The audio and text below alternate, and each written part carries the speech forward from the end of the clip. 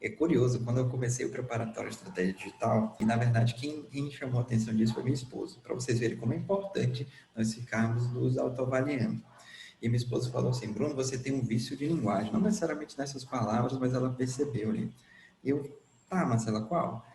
Você fala muito de certa forma, de certa forma. Realmente, gente, tinha momentos ali que, cara, eu falava 10 de certa forma em 2 minutos. Era muito de certa forma. Aí, qual a decisão que eu tomei? Não, nas próximas eu vou me policiar. Comecei a falar um pouquinho ainda, e hoje eu já tendo a falar menos, né? Não é que eu erradiquei aqui do meu vocabulário, mas eu comecei a colocar outras expressões para aprimorar meu repertório, porque senão ia ficar tudo de certa forma, se deixasse.